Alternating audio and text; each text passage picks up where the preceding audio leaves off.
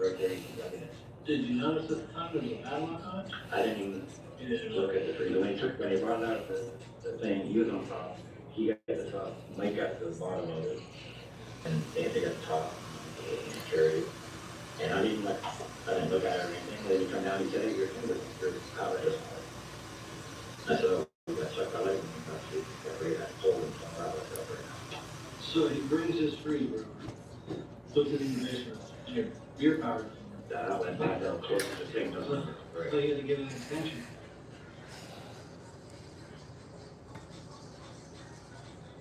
Also, I don't want like a lot of baby hairs if we can. Okay. Thank you. Welcome. A third man allegedly connected with the brutal torture and murder of a dancer has been extradited across the country. Jared Gray will now face charges in Arizona. And this comes as his co-defendants contend with the possibility of the death penalty. Could Gray face the same fate? We are taking a closer look at his alleged involvement in this sinister plot to kill Mercedes Vega. And reportedly, this was all done to keep her from testifying. Welcome to Sidebar, presented by Law on Crime. I'm Jesse Weber. Now, here's something to think about. If you're in the content creation game, if you're putting things out on social media, have you ever wondered how we're able to share so many clips from all of these cases so quickly? Here's the secret. We use something called Opus Clip. This is an all-in-one AI editor that makes it so easy to cut, create, and upload videos across any platform. Through AI, Opus Clip generates B-roll, it reframes footage, and even cleans up audio. It is so easy. You just visit opus.pro/sidebar, you sign up, you upload, and in minutes you'll have perfectly edited clips ready to go. So for TikTok, Shorts, Reels, Opus Clip is your one-stop shop. And having a tool like Opus Clip means that our producers can get you viral courtroom updates instantly. This is the most powerful tool there is to share ideas and edit like a pro. So go to opus.pro/sidebar to get a free week and then 50% off. When Mercedes Vega was robbed at gunpoint in 2020, she may have been terrified of her alleged attacker, but she was brave enough to agree to pursue charges and testify against him, picked him out of a lineup. She was going to testify against him in court. But that alleged attacker reportedly retaliated against her, allegedly summoning two other men from the other side of the country to come and kill this young woman. That is according to prosecutors in Maricopa County, Arizona. In April of 2023, Mercedes was expected to take a witness stand and testify that Kudjo Young had been the man who threatened her with a gun. But just one day before that court hearing, Mercedes disappeared. Surveillance cameras in her apartment's parking garage in Tempe showed Mercedes walking out of the building for the last time. Investigators believe she was abducted off camera by men in a Chevy Malibu, who also, by the way, allegedly took her Dodge Charger and abandoned it not far from her apartment. But now we got to talk about one of the suspects being brought to Arizona. Maricopa County deputies claim that Jared Gray was one of those men who was involved in the kidnapping and murder of Mercedes. And they say there was physical evidence to tie him to this. And we're going to get to that in a minute.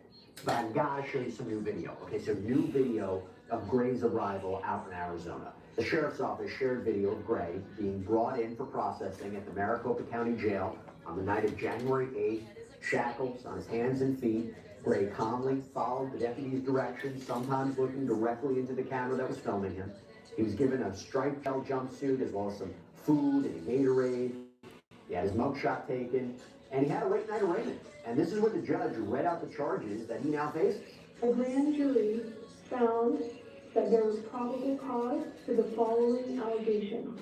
One count of conspiracy to commit murder in the first degree, which is a Class 1 felony. One count of murder in the first degree premeditated, which is a Class 1 felony. So according to media outlet Arizona Family, Gray faces a total of 9 charges, including first-degree murder. Now, he was originally indicted last summer. There was a warrant that was issued for his arrest, and he was taken into custody in Georgia on unrelated charges, which delayed his extradition. But then you have this June 2025 indictment that reads, Jared DeMarcus Gray, on or about April 16, 2023, intending or knowing that his conduct would cause death with premeditation, caused the death of Mercedes Mariana Vega. The state further alleges that the offense charged in this count is a dangerous felony because the offense involved the discharge, use, or threatening exhibition of a gun and or blunt force instrument, a deadly weapon or dangerous instrument, and or the intentional or knowing infliction of serious physical pain upon Mercedes Mariana Vega. And that's what we gotta talk about. Mercedes' body was found in the back of that Chevy Malibu, which, by the way, was abandoned. It was engulfed in flames on the side of I-10, so more than an hour away from where Mercedes lived. And the injuries that this young woman sustained were horrific. The medical examiner confirmed she had been shot in the arm, she had been beaten, she had bleach poured down her throat, and she was burned alive. She ultimately died from smoke inhalation, according to the medical examiner's office. But it was the evidence in her abandoned Dodge Charger that would lead investigators to the three suspects. Inside the car, deputies say they found a large purse that Vega was carrying in the surveillance footage, but there was blood. They also found apparently a plastic grocery bag with blood near its handles that contained another bag. This is according to court filings reviewed by the Arizona Republic. And a fingerprint apparently found on the plastic was submitted to the national database. It took a year for a matching print from a crime in Tennessee to be added. That is how police identified Sincere Hayes. Jared Gray's fingerprint was reportedly found on the bottom of a plastic cup inside the Malibu. That's according to the Arizona Republic. And the criminal complaints indicate that police were able to get their hands on travel information, apparently tying Young to the other suspects. And this includes purchases of plane tickets for Hayes and Gray to fly out to Arizona from Tennessee, where all the defendants are apparently from. It is believed that the credit card information connects back to Young. And when investigators apparently spoke with Gray, he allegedly told them that he traveled to Arizona for business, but wouldn't say with whom, and claimed he didn't know Young or Hayes. Now, investigators believe that Young had Hayes and Gray do his dirty work. Why?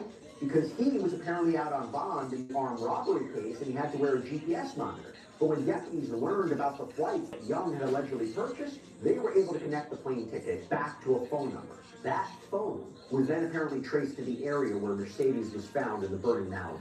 Maricopa County investigators also reportedly talked to a man whose cell phone location was near the scene of that burning car. He apparently ended up telling authorities that Young called him to go, quote, pick up a package, which turned out to be two men, so likely Hayes and Gray. And the court paperwork indicates the man told detectives that he was given the location, as well as a car. He picked up two men, drove them back to the Phoenix area. Phones belonging apparently to that man and Hayes both allegedly show them an I-10 in the hours after Vega's death. And one day after Mercedes was found dead, Hayes and Gray reportedly took a Greyhound bus back to Chattanooga, Tennessee from Arizona. Maricopa County deputies, they flew to Tennessee in November of 2024 to arrest Hayes. He was charged with premeditated first-degree murder, kidnapping resulting in death, arson, armed robbery with a deadly weapon, theft, hindering prosecution. And now that Gray has been extradited as well, Arizona outlets who reviewed court records, they are reporting that he is being held at a combined $4 million cash bond, scheduled for a preliminary hearing on January 20th. This is according to court records. Now, prosecutors haven't said whether they're going to seek the death penalty against Gray, but his alleged co-conspirators, they have already been informed that they could face capital punishment if they're convicted of killing Mercedes. You know, Mercedes' mom, Erica Pillsbury, told outlet ABC 15, to know that we'll be seeing all three of them in the courtroom together makes me a little nervous. It makes me a little nauseous. And I had a chance to speak with both Erica and her husband, Tom, back before Christmas about some of the latest developments in the case. Take a look. This decision to move forward with the death penalty against two of these defendants, how are you feeling about that? And is this something that you both were advocating for since the beginning? Yeah, I wanted Cujo, Sincere, and Jared to know that we would never stop, that they needed to understand that, and that any life I have left in me and any breath I have left, I will continue to advocate for Mercedes, and I will ensure that every lawful consequence that they could possibly endure, they will face.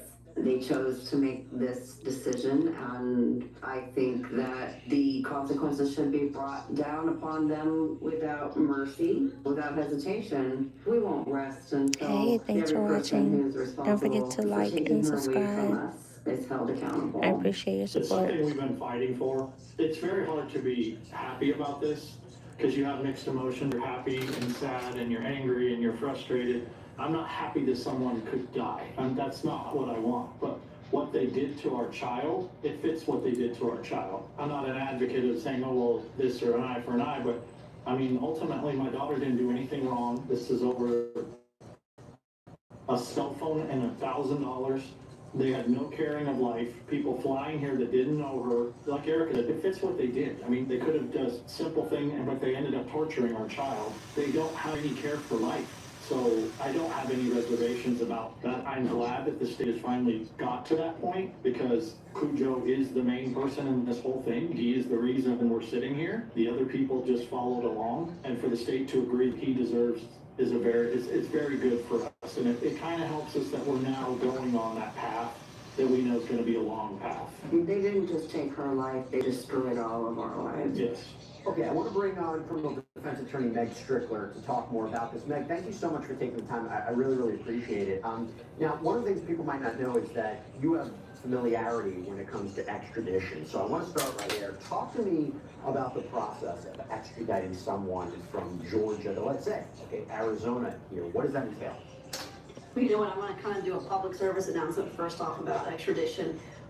If you have two different states and somebody has a charge for murder, kidnapping, whatever in Arizona, and you are charged in Georgia, you be picked up in Georgia, waive the formal extradition hearing. That's my public service announcement. That's free legal advice. Explain that. Why I'm saying that is I have so many clients that call up and say, we don't understand, we don't know what we're doing. I can explain it. An extradition hearing would be to fight on the merits that Arizona doesn't have the right to come and get me. So you have the same kind of law with different countries. So for example, if you had a murder charge in Mexico, they can come and there's no fighting extradition if the charges are very similar in different countries or different states. So same concept forever. Now, the only time you would ever fight extradition is if it was politically motivated, there was some reason that there was not merits to the original charge. The reason I'm saying it's a PSA is that it expedites the entire process. If you want to have an extradition hearing, you gotta wait for it to be calendared. It's better to sign the formal extradition. So in a case like this, it's an easy thing to do. We know that the charges for this gentleman are murder, kidnapping, all these horrible things. That is something that is similar in Georgia. There's no reason to fight it. So in other words, you're saying for somebody in Gray's position, right, don't fight it because you're just going to delay the process. You're going to get you locked up in jail out in Georgia. But I guess like the question would be, he has to imagine, and we'll talk about the bond, $4 million, out in Arizona. He had to have imagined that he's not going to get to Arizona and be free, out on bond. So I guess the question is, why not present a legal challenge, and what would that legal challenge be to extradition? The paperwork is not complete, there's a due process violation of some kind, they have the wrong guy, I don't know what would be the challenges? That's all good stuff. You could definitely say the wrong guy, you didn't identify me properly with my brother, something like this. That the charges themselves don't have any merit. And you certainly can just simply be a litigious person and be like, you know what? I'm just gonna fight this tooth and nail for every single thing. And if the T wasn't crossed and the I wasn't dotted, I'm filing something to fight it. And in a context like this, I just feel like the entire system, we should just keep going. And look, I don't know what's going on with this case, but you gotta wonder if he doesn't have a death penalty on him yet. Is there some sort of cooperation going on, and that one of the things that's been taken off the table is a death penalty, and he already has signed the waiver extradition. That's why he's being headed back to Arizona already. That's pretty fast, because everything takes forever in the system. That's interesting. I want to talk about that. One thing that was interesting, as far as I understand, so he was originally, Greg, was officially charged in June 2025, now extradited. Took some time. Why? Well, that is a kind of a $64,000 question, and I don't ever have a great answer for that. So, for example, you have an active arrest warrant in any state, in any county. They put it out on the wire, okay? So here in Georgia, I want to talk about Georgia here.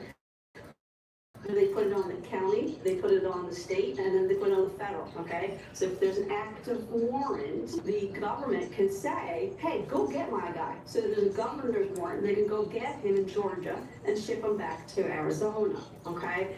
So I don't really know in general why warrants aren't, I just don't think we have the ability to execute all these arrest warrants and get people arrested fast and efficiently. They don't really give you a rational common sense answer because they don't really understand why some folks, they run out and get them, and why other folks, they don't run out and get them.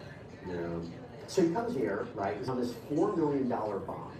Now, I know every state is different, but generally speaking, if this were Georgia, let's say, why $4 million? Why just no bond? I mean, we're talking first I don't degree know, murder. tomorrow night maybe? Well, here in our state, I would really venture to guess we would never get a money amount put on it, okay?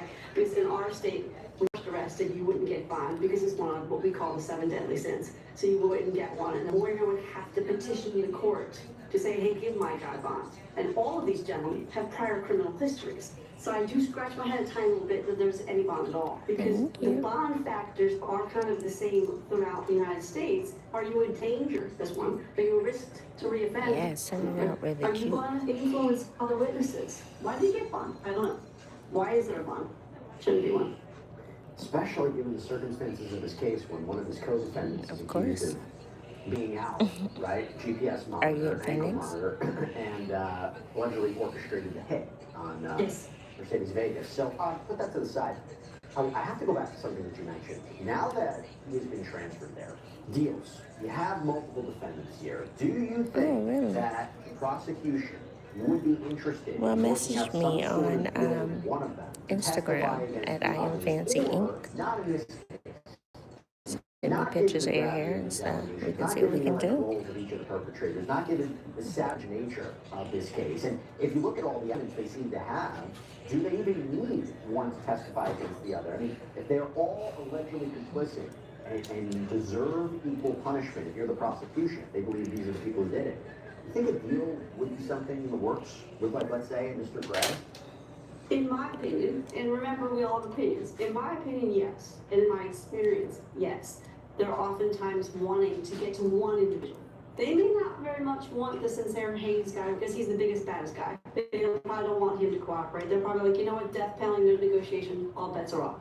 But generally, my experience has been if you got 2, 3 individuals in there, we know there are 3 arrested, but there's probably some other folk that are kind of peripherally involved in doing some wrongdoing here. You can't have done what you did here without having some other parts happening. So those folk probably already are cooperating, and one of the 3 could ultimately cooperate as well to get the death penalty off the table, which is a pretty large feat to achieve, and yes, it happens. So, in other words, one thing to maybe look out for. Gray, they haven't officially said they're going to pursue the death penalty against him. There's a possibility that they may not in order to seek his testimony, right? I mean, There is a possibility.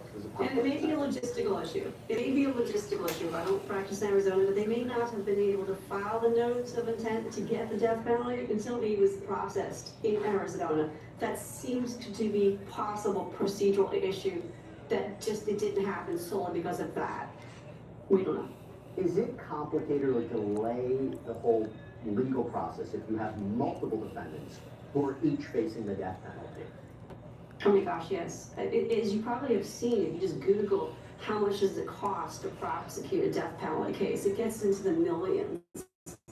Taxpayer, you really got, and I'm not trying to be political about whether or not one agrees with death penalty, one does not agree, but it definitely costs, number one. It definitely takes time, number two. And in my state, we have to be certified. We have to go get extra training in order to handle those kinds of cases. And so there are a lot of different things that require more time, money, and effort, and then you don't always succeed. You know, the prosecutor can go after it, but doesn't mean you're going to succeed in that conviction. I understand why they're going after them for the death. Oh, me too. In this case, I mean, it's truly horrific to think about what she went through. Yes, they're innocent until proven guilty, but it does raise the question, the evidence. How strong do you think the evidence is, based on the reporting and the documents that are filed, how strong do you think the evidence is against these three? Well, sadly, in all my cases these days, the technology kills me. So in this case, you have flight records, you have the credit card statements, you have cell phone data, you have OnStar data, you have the cell phone dumps, you're also going to have the license plate readers, you're going to have the flat cameras, you're going to have A, B, C, D, E, F, G, H, I, J, K. The fingerprints, the DNA, the fingerprints that were in the car, the one car, and then you have the DNA of the other guy. So science and technology is really going to be the most strong real evidence, and then you have corroborating evidence. So it sure seems to me they really did a fantastic job. When this first happened, they did not know what. They were all surprised. It took a year for this to be investigated, which is how long it takes because you got to execute all these search warrants and subpoenas, et cetera, et cetera. But they were able to connect the dots. And so technology and science is what did it. And you can't, it's going to be very difficult to beat the DNA and the fingerprints on the cup. I have to say, I think it's very interesting that the man who allegedly picked two of these co-defendants up hasn't been identified. I gotta imagine key witness, have to imagine granted some sort of immunity to testify against them, right? Yeah, but remember also there's some ties to Chattanooga, and you know that these people have a history of, I don't want to say growing up together, but at least, you know, I found an arrest where the one gentleman was 18 and then I looked like his older brother was 23, and it was a drug case, and it was, I believe, Gray and Hayes that were on that, and then Hayes' older brother. Again, I'm just going by Google, so who knows? But by looking at that, you have the relationships. And so we know that with all of that, that's where we're talking about the corroborating and other people cooperating. And that's what helps put 2 + 2 = 4. I think they would all be tried together. You know, with all that money, I'm gonna guess yes. But if I was the defense attorney, oh, I'd be definitely filing a motion to sever, 100%. But would it be granted?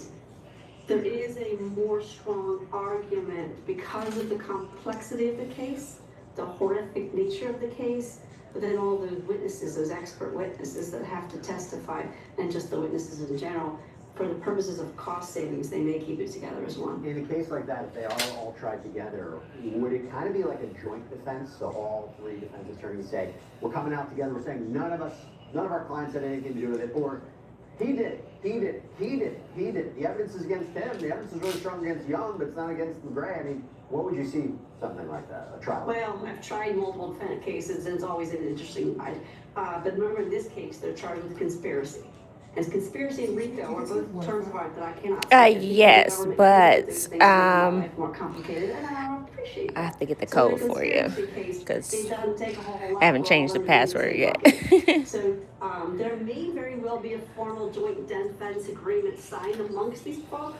I doubt it, because yes, we're going to be all about me and my defendant, and we're going to probably punch holes in each of the person's testimony that are out there as we have trial. But I'm only pontificating. I don't know, but in a case like this, I mean, I just was in the court this morning on a case where I saw a co-defendant lawyer, and he looked at me like, and I thought to myself, you know, we should have been working together, but you have to really protect your own client's interests, and sometimes that can conflict.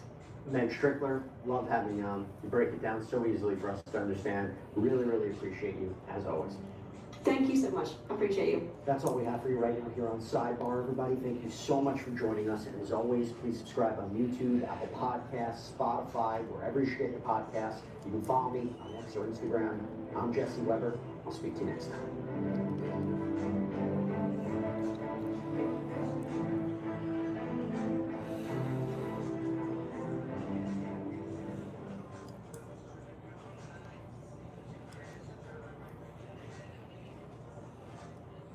Why would she tell someone you're about to kill her? And then she died that night. I don't know. I didn't kill her. That's what y'all don't understand. I didn't kill her. That's Jared Davis. Adamant, insistent, yelling at detectives. This is just days after his girlfriend, Megan Bodiford, was found burned inside a car on a rural South Carolina road. But the thing about this is, right before she disappeared, Megan sent a text to her best friend saying she was afraid that Davis was going to kill her. And now we have the interrogation footage. And for the first time, we are seeing exactly how Davis tried and ultimately failed to talk his way out of it. Welcome to Sidebar, presented by Law and Crime. I'm Jesse Weber. All right, can we be honest about something real quick? Most people, when they look at their bank statements, the amount of DoorDash orders over the last 2 years is probably a little embarrassing, right? But I just saw a report that is going to make you put your phone down. There are 150, not including the hair. coming out that the app may have tracked a precise location and shared it with third parties without the consent, potentially capitalizing on sensitive data. It's actually a huge privacy deal. Well, Mason and Morgan, they're jumping into investigation. Let me see your phone. I'll take a picture of it so you can.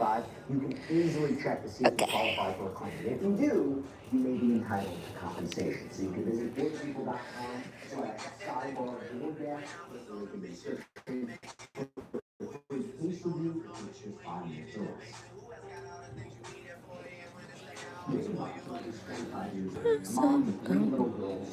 Welcome. Person who is always on the go, always hanging with friends, living life out loud. Her family says that her greatest joy was those little girls, her daughters.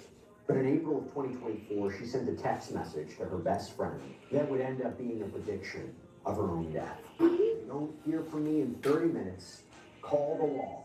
Redacted. Jared's about to kill me. Now, within days, authorities found her car burned, abandoned off of a dirt road in rural South Carolina, and inside were human remains.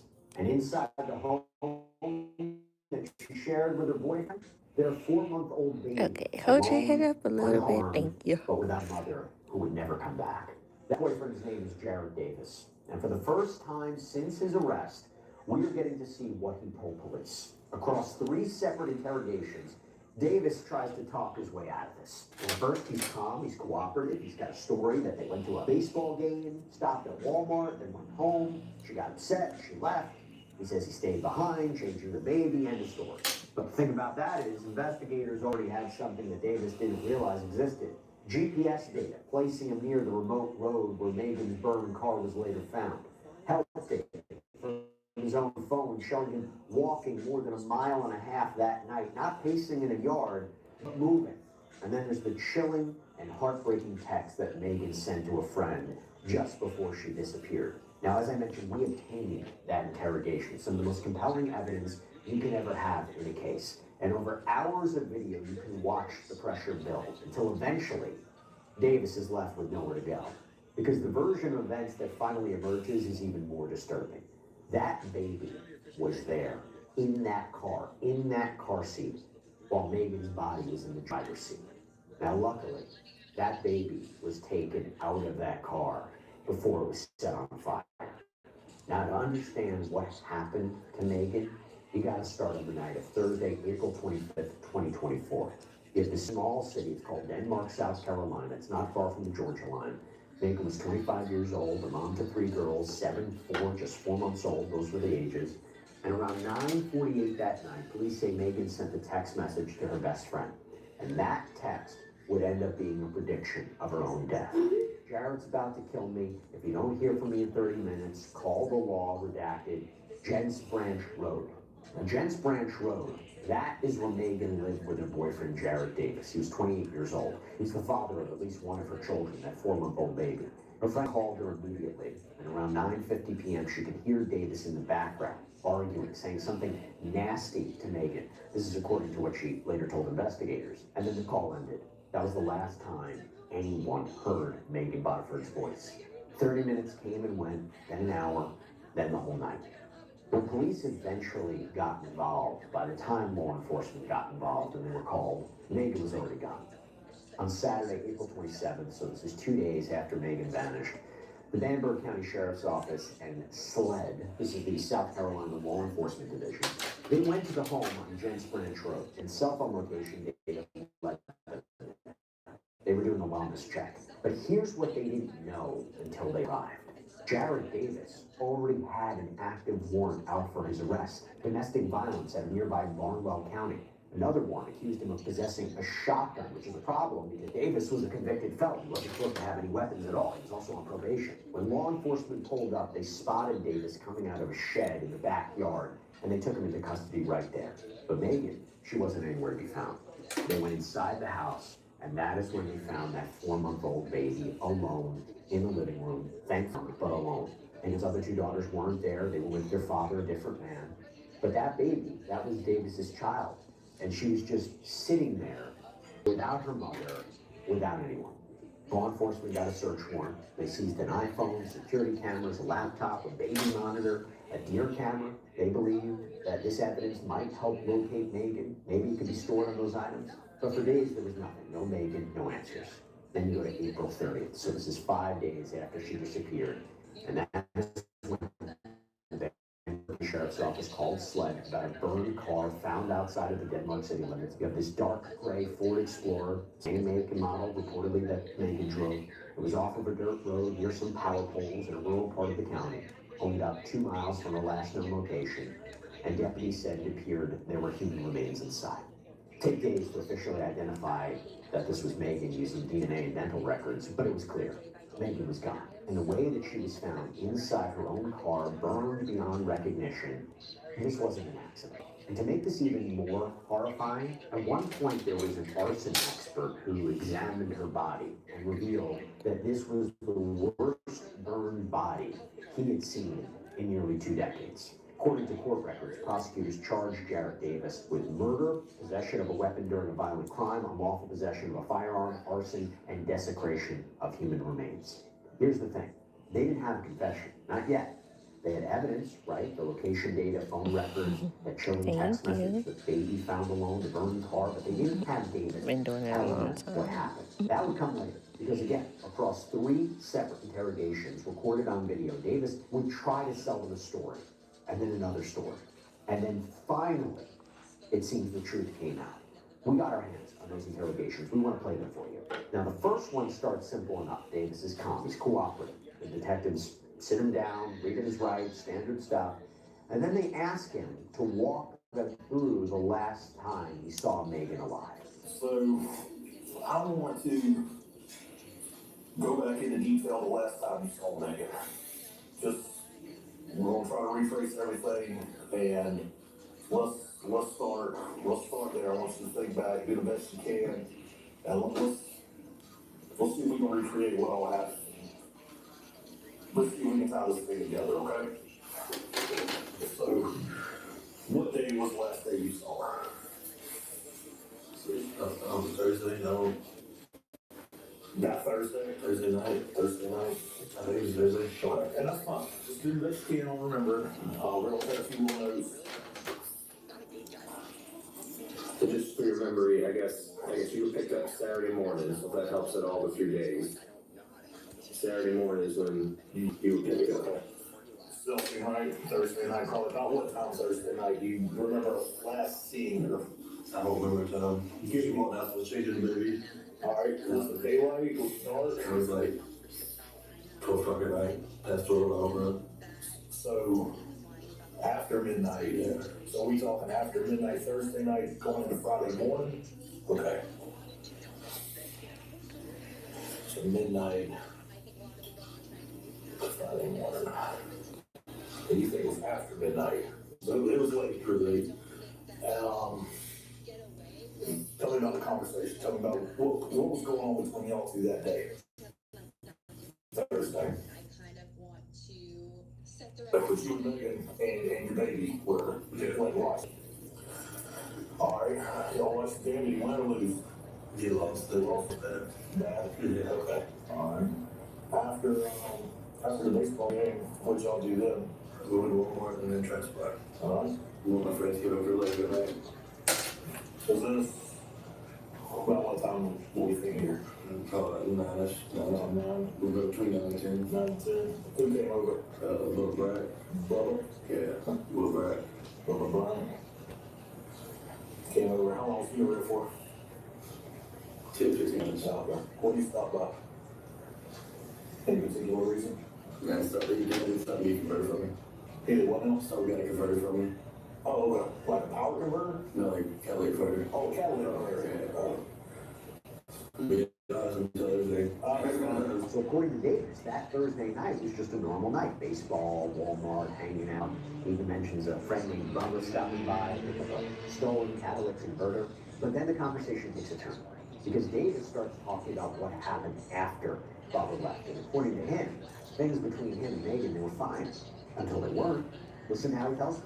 Alright, so Bubba comes over, takes the catalytic converter from you, and he leaves. I know. It's kind of like a knotless braid because it's just their natural hair. It's the miracle knots. So it's just their natural hair braided with the human hair crocheted in. That was where was it back in your shop or? Oh, yeah, your shop. So you want to go in there? Mm-hmm. Okay. So he wants you to say a knotless braid. He leaves. Yeah. Well, what else we doing that Oh, night? okay. Yeah, so it's later, right? Box braids are cool. You and I, yeah. Alright. So things were okay. At this point? Until later toward the day, I didn't. She wanted me. Yeah, I didn't. And you did. Yeah, and that's when she started getting upset. Saying that my friend mom was good enough. She wasn't. Okay. Thank you for the likes, guys. Happy Friday. What time do you think this was? I know it's like the top. Just roughly. These are not box braids. Somewhere. So I wasn't really. I don't know. Alright, so y'all had sex, and then you pulled it out. Yeah. She got mad. Yeah. Thank you so much. What was going on though? Just understood she was saying that my first baby mom was good enough, she wasn't good enough. So that's his story. She got upset, she left. And according to Davis, he thought she went to a friend's house. Just needed to cool off. He figured she'd be back. But when morning came and she hadn't called to check on the baby, he says he's starting to get worried. So there was nothing physical Thursday. It was just literally one side. Yeah. Easter, it was just. Thank you. She was a little bit upset. Okay. At that time. Alright, how long after all this do you think it was before she left? How long do you think she stuck Right. around the house? Yes, you're correct. It's just a standard braid. Just her natural hair braided. It's parted into boxes, but it's not a box braid.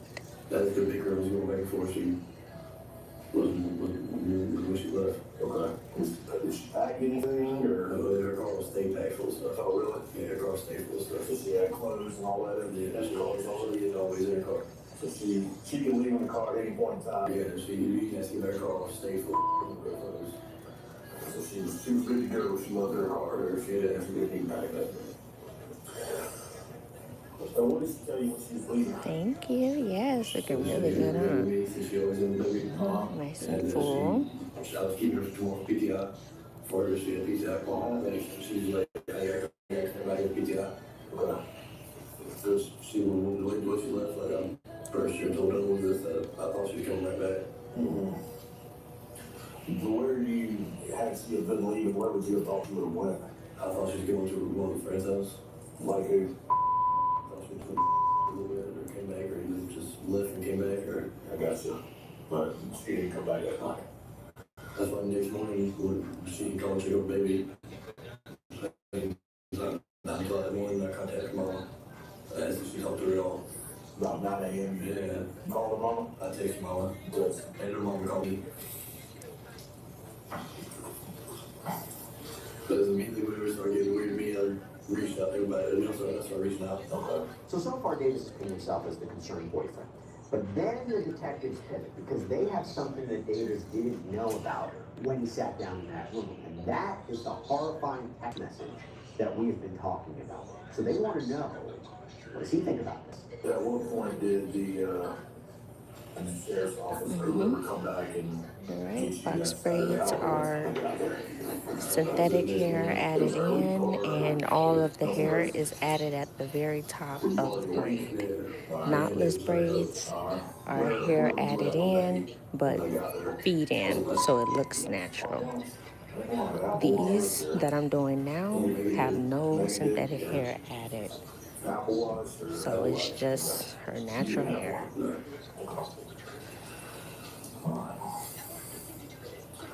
Alright, so a couple things I do need to ask you about. I got some specifics here. You gave us your phone, so we can go through that if anything came up. And there were, and not just her phone, not just your phone, but Thank you so much, Izzy. I appreciate you. Yeah, that said, I don't know, I don't know last year. Okay, it showed you the screenshot. What in the world do you think that's about? What's my tattoo?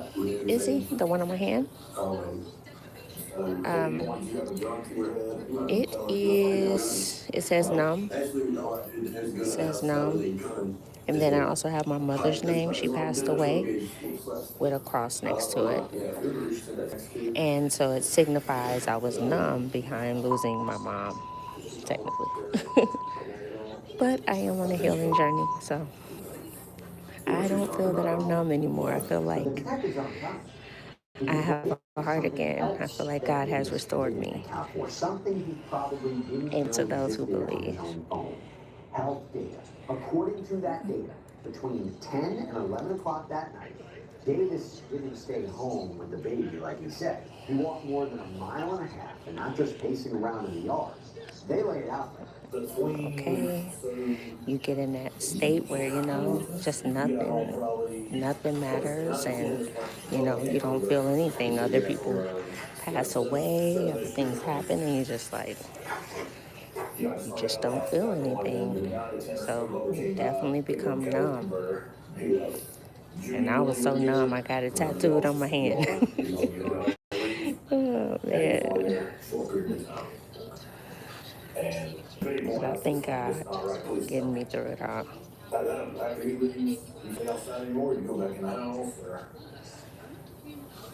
I'm not really too sure how to go back in the house. Eventually you go back to the house. Yeah. And my condolences to you after losing your mom as well. I know the pain. I know how much it hurts. But Megan's the only one that left the house. You stayed the whole time, pretty much. Yeah. Until the next morning around 11. That's when you went over to your grandma's. Some people don't understand it until they're in those shoes, But it is the hardest thing I've ever had to deal with. So, we get some fancy stuff off the phone and stuff. It's called health data. So, one thing I do is I'm good at tracking people on the phones and look at health data, and that tells a lot about what someone does. And we got your health data for you that night. So, that's what you just got to point out here. So, we got a lot of, so around 10 p.m.ish, give or take, it's got you're doing a lot of walking. From 10 to, let's just say 10 to, for this solid hour, a lot of walking. Where we're looking at over 1.5 miles of the distance covered. Like, not just, you guys maybe circles in the yard, but a lot of walking, like you walk down the road and things like that. Where would you have been going at that point? Walking nowhere, walking back from the shit to the house. Yeah. Here's the thing, I went through your health data for the whole day and analyzed it. And I can see, shortcuts and stuff like that. These are massive movements. This is not like you just walk into it from the shed or you walk into it from your parents' car. This is like massive amounts of walking. There's a lot more though. I feel like there's more. Sorry. And it's just one of those. Something else happened between you and Megan and I. Did she do anything to you? This is our living like that. Doesn't let us over people lives. What I tell you other is that happened that night. I got it, and I feel like you told me you did that. I feel like we're leaving out a little bit of key details because Jerry told us all this walking was from 10 p.m.ish to 11. And I don't think Megan's at the house yet. I think Megan's already gone. I almost dropped it. I caught it. 10 p.m. to 11:30 or so, you're doing a lot of walking, and I don't think Megan was there anymore. I think Megan had already left. I think she was. Yeah, well, no, I think she left before 10. Right. And Bubba saw him talking to her. I'm pretty sure she stepped out and went to get somebody car. but he was only there a few little while, and then she left really close after he left. But I think at midnight at this point, I think she's been gone. I am in Phoenix, Arizona. It's just very odd. Something don't add up. And I don't know.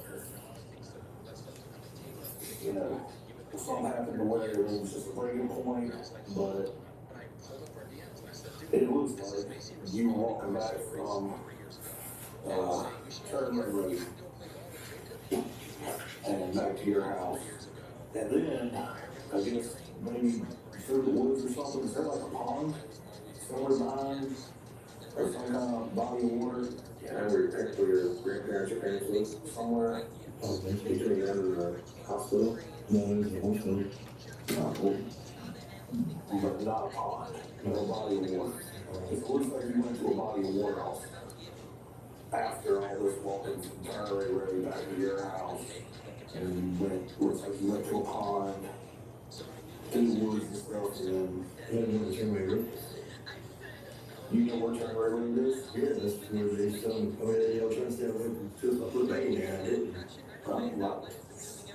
I couldn't use there, because I believe we have coordinates that puts you at Turnway Road, like on foot. I mean, we're not stupid. We know what happened, but this is your time to just tell us what happened, explain why. What happened to make this happen? No, listen. Something happened that night. She might have just pissed you off, driving you nuts. There's nothing like that. Here's the thing. We know what happened. Also, do you have any tips on how to take down, like how to take down And detectives reveal they have phone numbers. Oh, just use a rat tail comb and just pull the knot out because it's going to be a very small knot. So just pull it out with the rat tail comb, and then you just take your braid down as normal. Yep. Welcome. A straight line from where her body ended up back to his house. So they asked him to explain it. And for the first time, you hear something kind of different in his voice. Sure, we talked to everyone. Your story does not match anyone else's. That was right there. So it's time to what doesn't match? Your time frame and everything is not matching up with anyone else we talked to. I've talked to like 15, 20 people around the area and everything. Everyone you mentioned today, I've talked to. And nothing you're saying. You know, I guess you went to Walmart and all that stuff, but your time frames after don't match. I mean, you're squeezing very key points. What am I doing? Pretty much the time of male still. How? Leave that part out. I didn't kill her. That's what y'all don't understand. I didn't kill her. And what happened? How did she die? I don't know. Why would she tell someone you're about to kill her? And then she died that night? I don't know. I mean, that's pretty inconvenient. I mean, that is, we're looking at like a less than an hour. That I mean, very less. I mean, I didn't kill her. I mean, my wife sent a text to someone like that. I mean, and she was on mission. You can give me some more gel, please. Oh, I was gonna say the hair they sent me is the feather crochet hair. For the one I'm gonna use for you. It's the feather crochet. It's like the long string. It's good for braiding, but you can make it like super full. It's gonna be and it's double draw. I don't know. Is that a fly? Oh, okay. That mug is fast. Yeah, but it's good for braiding, and then it's double drawn, so it's super thick. I know, cause I thought it was regular bundles, but huh?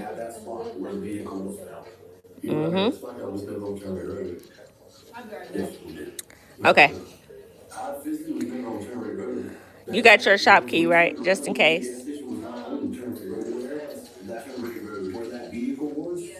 Okay.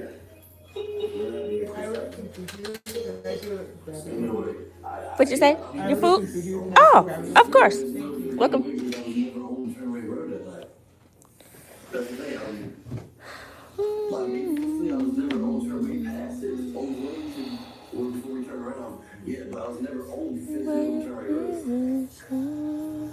Sorry, guys. Just gonna be a couple minutes while she grab her food. Let me just tell you this. So, I'm gonna read you a little timeline of what we have documented for, so at 9:48, you get that, she gets that text sent out to a friend, okay? At 9:50, she hears you on the phone, some kind of arguing, hangs up. You're welcome. At 10:20, both y'all's phones are moving together right there. And then at 10:42, you send a text message, call me ASAP, it's an emergency. But during the 10 to 10:42 time frame, I got you walking 1.58 miles, okay? And guess what? Guess how far it is from where her body was to your house? That's what? 1.8. 1.6. So right there, straight line. Straight line. 1.6 miles. And if you look on Google Earth, it is a straight shot to get to it.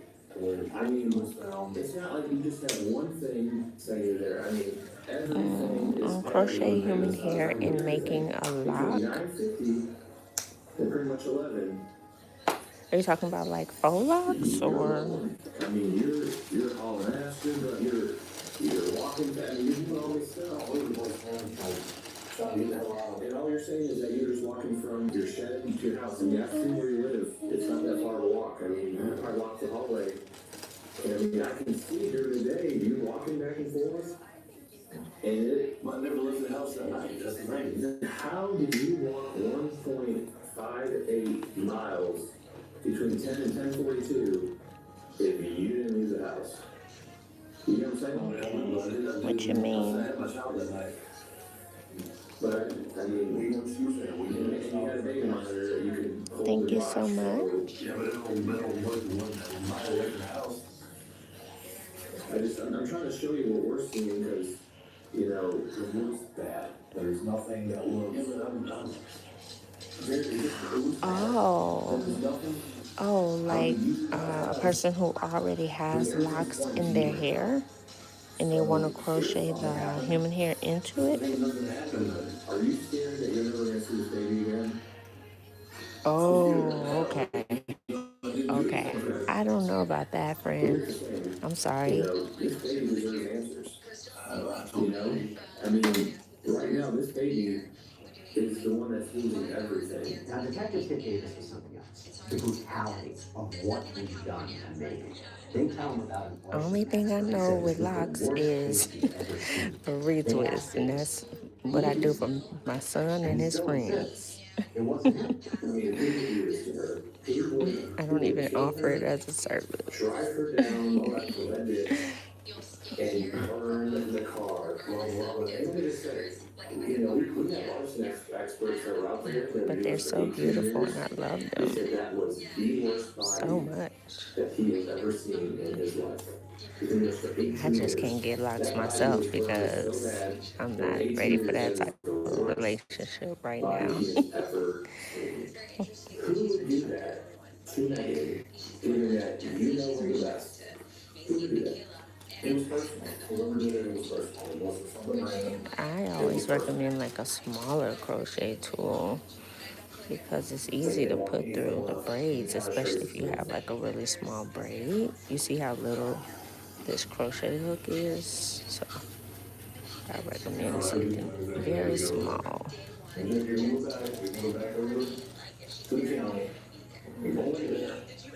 I mean, This usually has this purple handle on it.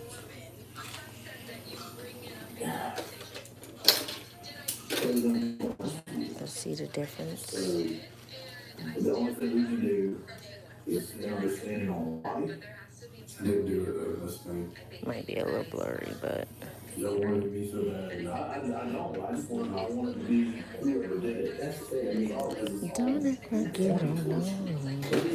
I'm never heard that. So, I love this. We do it every day. Here's the thing. I never met you. He's never met you. I don't know how I have from you. I don't know anyone in this town. Okay? You train drivers that are motor. Do it.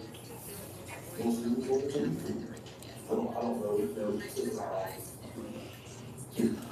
But here's the thing, you know, we don't know who you are. I don't know who you are. But we don't know anyone around here. But I have nothing personal against you. When I come into these cases, you know, this is now Banner. They're not working as a sled. It's nothing personal. I come in and I'm a hard evidence data person because that stuff doesn't lie. I'm just saying, and I know it's hard for you, okay? We're not trying to paint anything on you. We're not trying to listen to you. I didn't hurt it. I know. And I'm not coming here trying to be like, yep, you did it. But I'm just, you gotta look at what we're looking at. I'm saying I know it's bad for me, but I was with that baby. That's right. Okay. Yes. Big and fast. We're not trying to hide the fact that I didn't know she was something. I've tried to help them in the gospel. I wasn't trying to hide or anything. You leave her, they might have done over rain. So that first interview ended with David sticking to his story. He didn't do it. He was with the David. But the evidence might point at him, but he says, you know what, I'm innocent. So investigators say bring him back for another conversation. This time, there's a shift. David starts talking, and he admits that he and David slept that night to get cigarettes, and he admits they were arguing. And then he tells you what happened, or at least a closer version of what happened. Hi, Jerry. You know Peter, you know myself. We talked a number of times. I just read you some warrants. You been out here. You said it was going to tell me your fact. We just went to talk to him. That was what happened. Well, it wasn't a 4 day. Okay. And when we left that night, we drove to a gas station, she was still alive. Okay. I turned around and went back to the house. We stood with it out there by the cars. And I had to forget it. Okay. And whenever we was arguing, I was getting about it. And then it was arguing, she grabbed it. When she grabbed it, she pulled it to her and said, what about me? And just let it went off. Okay. When it went off, it was just off.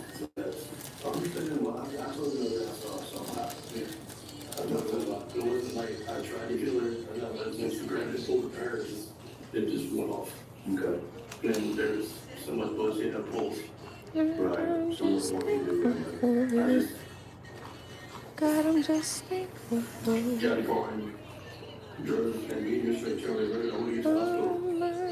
But she had pulse upstairs. And I passed out. Went to the right and went down 40s. I'm just grateful. Okay. So you come in off 40s to turn. Yeah. Gotcha. Yeah. Went down there. And my phone was still at the house. The whole time because my phone was actually in the yard. This happened. And went out there and then I just looked all the doors in the way.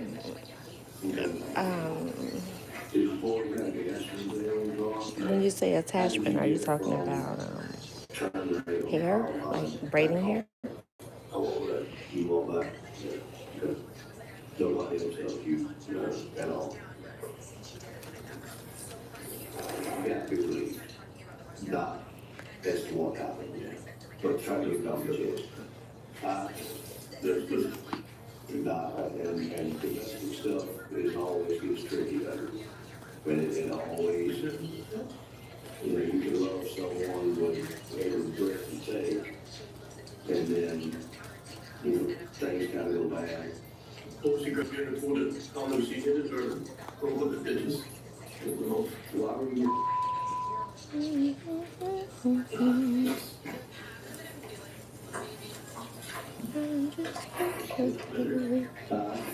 She deserved it.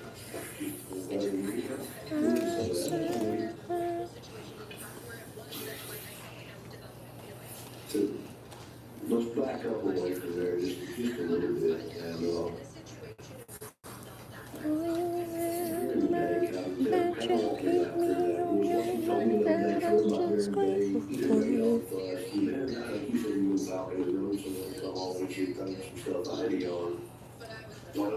I never tried to force my way in their house, nothing. I had to keep. We cut over their house, we talked every day. All that was true, all that was true. After y'all left you off in her house, we went back to my house, and she took showers, was getting ready to get the baseball game home down with her mom's. Okay, well, went to the baseball game, that's true.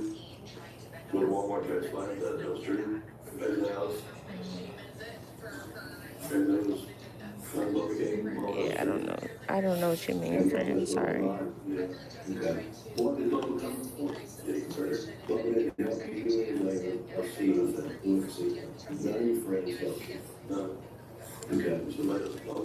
So Butler comes to your house, grabs the converter, leaves 10 weeks. She was still alive there. When did y'all start arguing again? It was at the VSA. You know, absolutely. Is that Martin Street? Yeah, all those streets. Okay. And then, the reason why she was in that street, that would have been there, all that street. Okay. But, that's what's happening. And what did you do with her then? What did you do? I grabbed her and, you know, and it was blood. And, check her pulse, and she had her pulse. And when she had a baby, and I went to go take her to the hospital, but she was already gone. All right, did you take her out in your driver's seat or out in the bus? How'd you take her to the hospital? I just scooted over. You just kind of slid her to the side? Yeah. Okay. Where was the baby at then? Did you leave the baby home, panicky, or did you? No, that's the AC from what's over there. I got you. So Yeah, we're not doing any of that this style, friend. This is some miracle knots. So this is what we're doing. Grab the car seat, put it in the car, and you start at the hospital, you realize, man, I was panicked. And how do you get the baby back home? Would you carry the baby along in the car seat? Gotcha. I'm trying to understand, when you try to slip her over, in the car, got in and drive, she's actually still in the driver's seat. It's Friday night, guys, or Friday afternoon, which y'all got up. Okay. So you realize it's gone, you panic, you go down, turn right. Yeah, I go down, take a right, I go down the curve, yeah, yeah, the first right. And I go to the leaves. So you come right, you go to the downward, I go down, turn right, turn to the left, turn right. Okay. Now you'll make it out. So I realize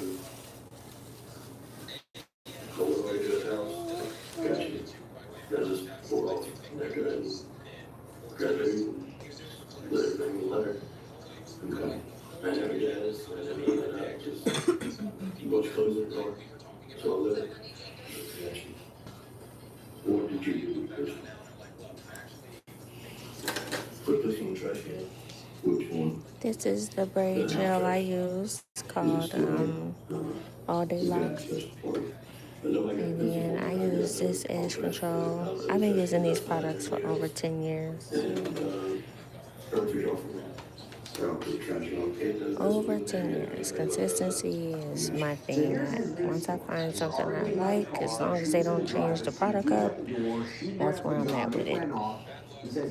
So you'll never see me use anything that I'm just like trying out unless my old product consistency changes and it no longer serves me. That's the only time I'll switch up. Oh, this is Body Wave. Body Wave 18.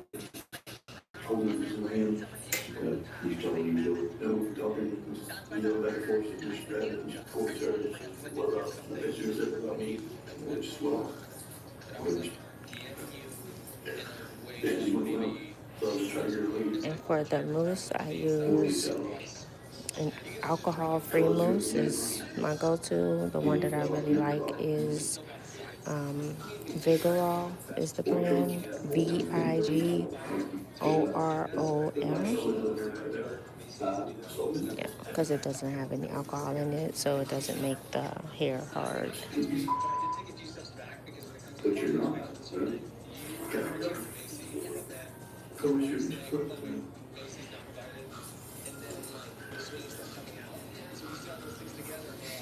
There's a lot of folks that are similar situations.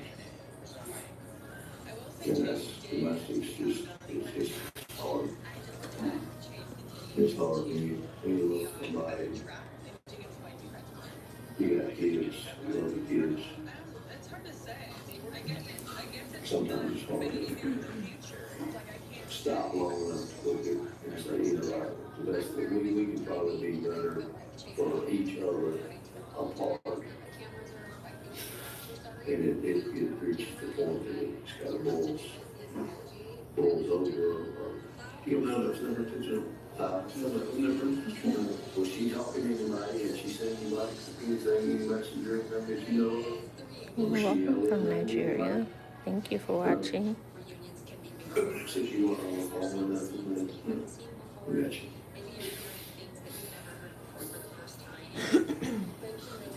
Well, I appreciate you with us, you know. I mean, I know it's a lot, but the United States will look at you being an honest man. And I mean, seriously, you have to think about that. They're going to get into that now, but they're there with an honest man and did the right thing. And I think that should mean a lot to you. You know? It should. And this is a process. There's a process that we've got to go through.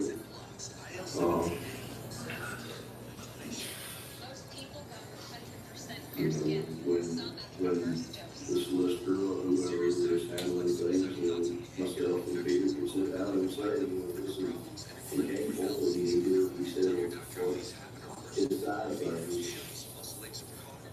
He took responsibility. Okay? So we, you know, there's a process. You got anything you want, anything that I haven't asked you? It's not happening. It's not happening. It's all right. You got anything you want to ask us?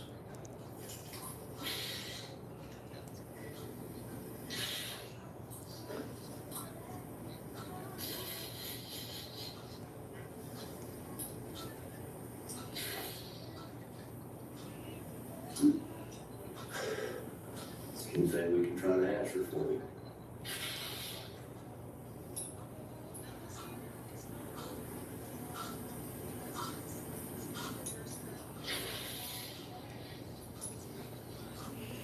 And what you're telling us now is 100% what happened. But even that version, the accident, the panic, the fire, it's still not the whole truth. So investigators, they bring Davis in for a third interview, and this time, they have video. They tell him straight up that DVR does record. They've seen what happened. They know he chased her. They know she tried to get away.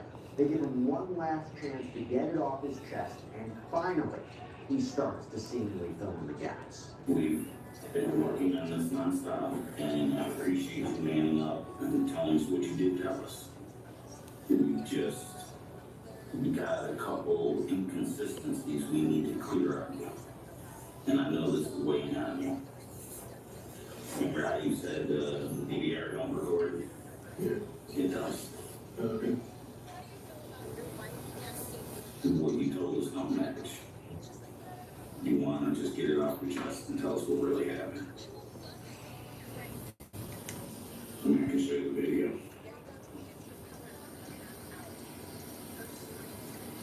What do you mean? Like what? And you chasing her down, dragging her lifeless body back to the car and fumbling, trying to get it in the car. And then shooting in the car like you said. Yeah. I mean, it's got to be weighing on you because you've given a half truth. But you still have to have, I mean, you're human. I know you love your baby. I know you loved her. It's just,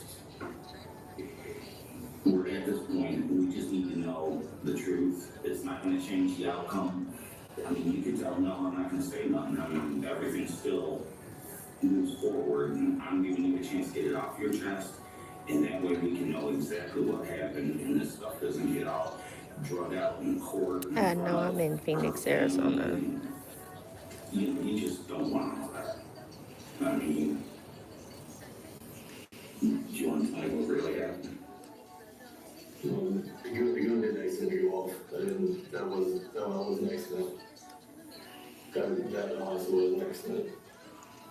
But you chased her down with a gun. I mean, she knew you had that gun because she came out that door, saw that gun, and took off running. And she got running because I had keys. She wanted to name us.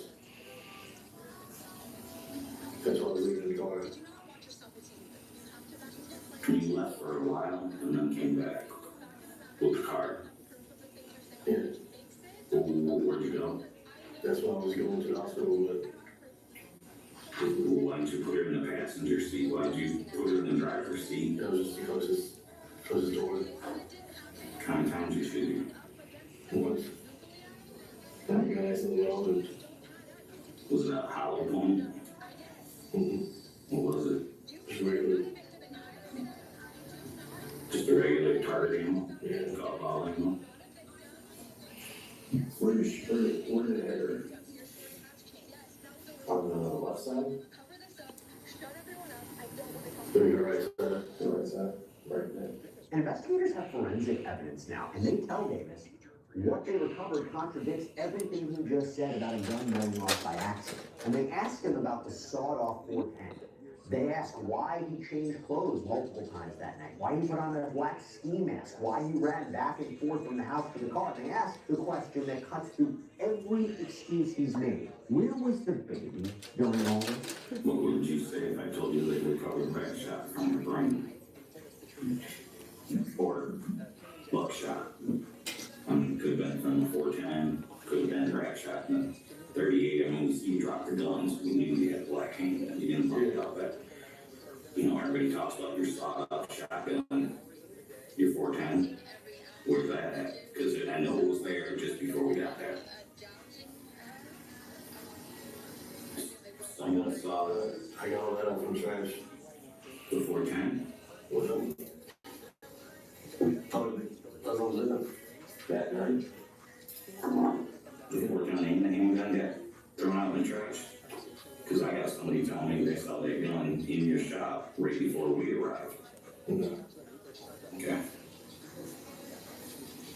So did you use the 410 at all that night? Like after the fact? Kinda. Not at all.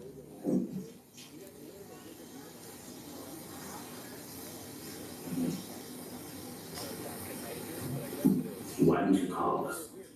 I was scared I was If it's an accident, I mean, if my wife and I were fighting and I had a gun and she was going off, you call me. I mean, that's what's got you in a pickle. but I mean, I don't honestly was scared. You changed the clothes I don't know how many times.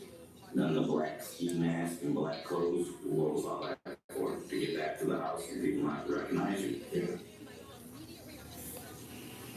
And you still want to say that you just switched some clothes and didn't use them? Yes, I do. I have the ability to.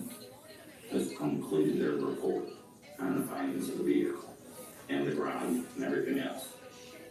So what did you use to set the fire? Oil. Oil. I used mineral. Is that what you're getting out of the shop? Building job. Well, like I said, the camera shows you run back. If you ever go inside of the store, right? If you look at the front of the shop, it's like to the left where the grill is. Gotcha. Where's the baby during all this? Is that? Okay. Where's the baby when you took the car down? Leave the baby at the house. Yeah. That's important. You know, it's like I said, you're a human, not a monster. I couldn't see the baby in the car, but I couldn't imagine you doing all that with the baby in the car.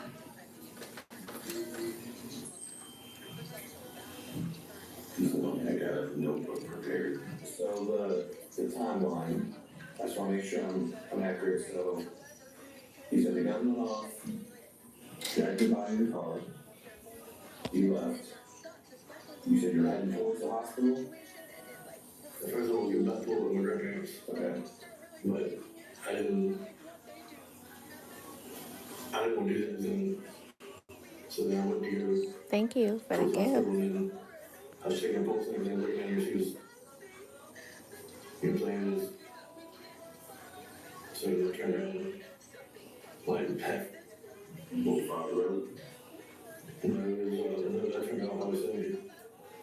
I said, you turned Past the hospital or before the hospital? before the hospital. It was like, turn right. Thank you for the gift, Brandy. It was right before you got in the trailers. And then you went back to the house to try to figure out what your next move is going to be. You're very welcome. Thank you Yeah, you should for go to the supporting hospital. me. I'm sure you're beating yourself up about it constantly. So now, he gives the clearest description yet of what happened in those final moments. She was yelling, he was walking back toward her, he turned around, saying he was trying to calm her down, and that's when the gun went off. I want to know what this is. What's that in your hand? That long, that looks like A belt. That's when you're facing after in your left hand. So I had clothes in my hand. I had her keys, and I had a shirt in my hand. and it looks like something like lawn. When you watch this video, it looks like it's lawn. I had a shirt in my hand. I had her keys in my hand. I had my phone, my wallet stuff, and her keys, and my shirt. Talking about I was wearing a tank top. Like my beater. And you have her phone or your phone? And my phone. That's all she had, and then What was in her pocket? I think she told me she didn't have pockets. You just So whenever it happened, I grabbed it off the ground. put it in the car with her. Yeah, she's in the car. So I know it's gonna be hard, but I just need you to try to walk me through when you're running over there to her, what happens? Like, how does the gun go off? I mean, are you like close with her? Like, just trying to, I know it's gonna be hard, just trying to walk me through a little bit of how that went down. When we walked back, she was yelling, and I was walking back. And then I turned to her, and I just wouldn't put my hands up. Like, I just wanted to, really wanted to, like, grab her face so that she'd chill out. And it goes off.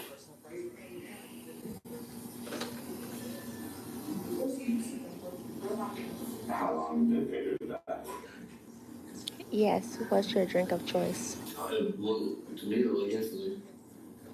Ain't no sounds, no nothing. And just, Just never saw it coming. Did you have any idea how you get flinch? Of kind of what took place? I mean, kind of you said you into it, but. yeah, pop, yeah. Anything else you can think of?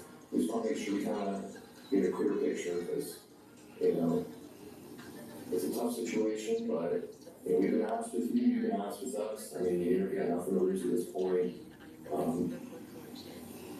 We just want to make sure, you know, if someone needs something, and someone else, you know, we just gotta do everything, because, you know how this community is, the rumor mills are spreading, people are trying to accuse other people of, you know, being your accomplices and helping out with stuff and doing stuff and help set it up. I had to learn a technique to keep the hair from unraveling because I had a couple clients who experienced the hair unraveling for their body wave. Didn't have any issues with the curly hair, but the body wave for sure. So I had to watch some videos and come up with some stuff to like keep this hair from unraveling. So far so good, it's worked.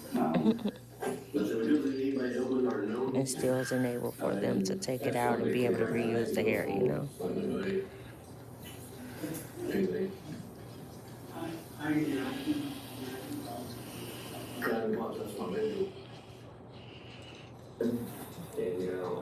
I'm glad I was able to help. You know, you did a honest thing to us, and you know what happened? You know, I said, it sucks what happened, but you can't take it back, but it was a mistake. And that, you know, you're not this terrible person, you know what I mean? So, I know it's hard. So, but no, I know the pictures are important to you. I know you mentioned that last time, so I want to print those off for you. So, you know, we're not, people think flooding the police are these terrible people, but you know, we're just trying to figure everything out. And, you know, get closure to people. So we can't take back what happened, but we can. Y'all know what time it is. Last Thursday. November 10th, 2025. 25 to plead guilty to murder, possession of a weapon during a violent crime, arson, and desecration of human remains. The judge sentenced him to 43 years in prison for the murder with additional time on the other charges. So make sure you subscribe and like the video, guys, please. Thank you for your support. We're finishing up. There's a GoFundMe that has been set up in her memory to help support her 3 daughters. That's all we have for you right now here on Sidebar. Everybody, thank you so much for joining us. And as always, please subscribe on YouTube, Apple Podcasts, Spotify, wherever you get podcasts. You can also check us out. Hey, friend. As well, we have Sidebar episodes out there as well. Oh, okay. I didn't know that. See, I learned something new today. Friday, 11 Eastern. See you next time.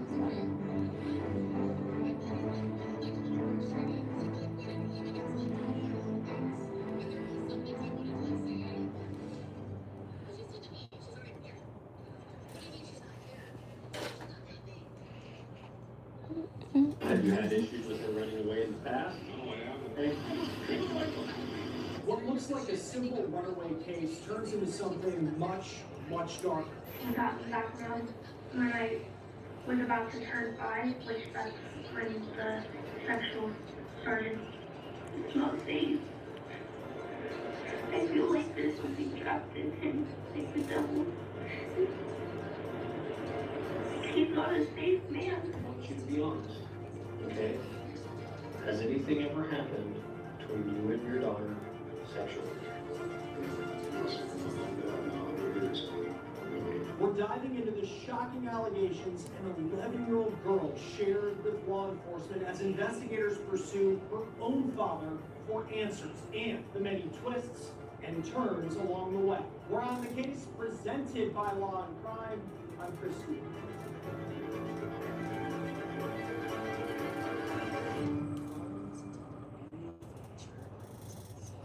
Oh, no, it didn't hurt. They actually put numbing cream on it, and it was really fast too. I was surprised because, you know, normally when you get a colored tattoo, it's they have to go over it a few times, but yeah, it was actually pretty quick, and it didn't hurt. This case is graphic, it's disturbing, and above all, it is just And I think this one only hurt because it was my first tattoo that I ever got. But this story does include themes of sexual abuse and violence involving minors, so viewer discretion is advised. All right, let's get into this case. It was on August 23rd, 2022. Dispatchers received an emergency call from the assistant principal's office at the local middle school, and a disturbing report had been made. 911, where's your emergency? We have a student that has reported that she's upset because dad has just come home and she just shared with a little boy that he has been raping her. She was on the phone with a little boy and at first was Snapchatting him. She's talking to the little boy right now, and his mother had seen the Snapchat message that she sent. And she talks on the phone saying that her dad just got home and she was kind of freaking out. She does not feel safe. Okay, how old is she? She's 11 years and 2 months old. So they told the little girl that help is on the way. Father's name is Ryan, R-Y-A-N, Reese. When Otero County deputies arrived at Reese's address, they come in contact with Reese's landlord who lives next door. Here's where the situation appears to get even more critical. Thank you. Does he have a daughter? Like a young daughter? Okay. Another beautiful masterpiece, huh? Thank you. Okay. Thank you so much, guys. Appreciate I didn't you. know she ran off. Okay. So at this point, officers were already investigating an alleged sexual abuse report between Reese and his 11-year-old daughter. And now, according to Reese's neighbor, the same is allegedly missing. Just minutes after So happy that my gift is making room for me here on YouTube. Amen. Did anything happen that would sort of... No? Did y'all get any type of argument? And you guys are the reason that I'm here. Gave me a hug and I told her I'll see you when you get home from school. Okay. Have you had issues with her running away in the past? No, I haven't. Can you please inform me what's Obviously, Well, there was some concern, and I ended up talking to her. Which I thought, well, what information I got, she was here. So you looked in the whole house? And I'll be make here sure she was tomorrow here? too, guys. I have 2 of these tomorrow, but they're both different girls, so they're gonna come out really cute. One is deep curly I'm doing tomorrow, and then Burmese curly. So make sure if you're not busy, you stop back by or watch the replay, because those are gonna be fire. Fire. she went to school with some clothes on and I wasn't aware that she went to school. Fire. And I told her that outfit's not appropriate, don't wear that. Okay. Fire. Don't wear those again. But I mean, by the night saying, there was no yelling, screaming, hitting, anything like that. I don't know. Thank you. And you said she's never Thank you. Oh, you'll be here? Awesome. Oh, thank you. Yes, I can't wait to see you tomorrow. We'll talk. Does she have any type of like social media or anything like that? She's not supposed to be on social media, but I don't know if she is. Lord, I'm just grateful for. Lord, I'm just grateful for. We're calling to check on you and wanted to send a deputy out to talk with you to make sure everything's okay. We got a phone call from your friend that you're. I'm scared too. You're scared? Okay, honey. Okay, honey, I know you're scared, and there's been some your friend has told us some things that you've got going on. Can you tell me where you are right now? Okay, there's no houses around me right now, but I'm close. There's this silver building. Okay. And I'm trying to go to my friend's house. She goes, actually, I'm looking past the highway. I can see it, and there's some other house. Listen, are you hurt right now? Are you injured? I'm scared. My dad was even home when I got home. Okay, but are you physically injured that you need a medical attention right now, ma'am? No, I don't need any medical attention. Okay. The address I have. But that's for me. Okay, so you bit yourself? Yes, because I was stressing. Okay, so the reason we're checking on you is because your friend said he was talking to you and that you were real scared and you've been saying and telling him what's been going on between what your dad's been doing. I don't want to lose I don't want to lose my mom either. Right now, I want to just make sure we get you with a deputy, okay? Okay. And then the rest of that, we can work out later on. I'll help you make sure you get the right help, okay? When listening to the conversation between the 11-year-old girl and the dispatcher, she appears to be in distress as she allegedly finds her way to a friend's house, and she makes it clear that she does not want to come home to her dad. Fortunately, an officer spotted Reese's daughter walking alone in the desert. She appeared to be safe, so another officer returned to Reese's location to update him on the situation. I just wanted to let you know that our deputy is speaking with your daughter.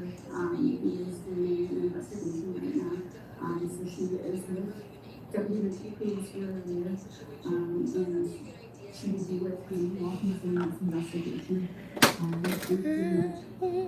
If comes about, he will be contacting me further. I don't have any further information for you right now I can provide, but he's doing his work.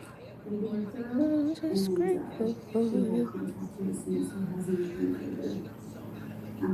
Any next steps? Is there any questions I can answer for you right now? Is there anything that you feel that I should know about or wish to know about? I'm so upset about it. So I didn't think last night's situation was good. Obviously, she took it to heart. It's anything, I know that she's really emotional right now. Just due to her age. It's not an abusive situation at all. I mean, it's really not. I don't scream at her. I don't hit her. I don't do any of that. Punishment is very little and hardly ever found. Oh, thank you. I just just got some plain nails this time, but thank you so much.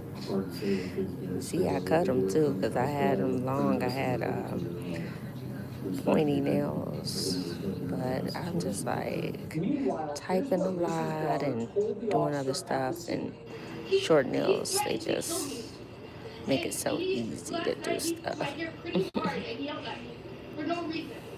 He just yelled at me for what I was wearing. It was just jeans and a shirt. And then today I finally told a couple people.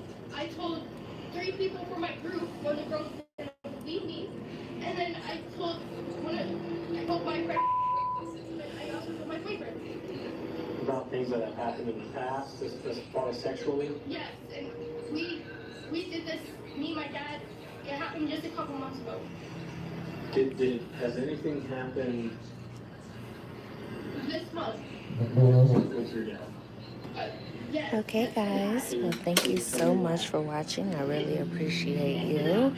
And as always, stay fancy, stay focused, and keep your eyes on God. In a minute, guys. Okay. Okay. Well, let's try to figure this out.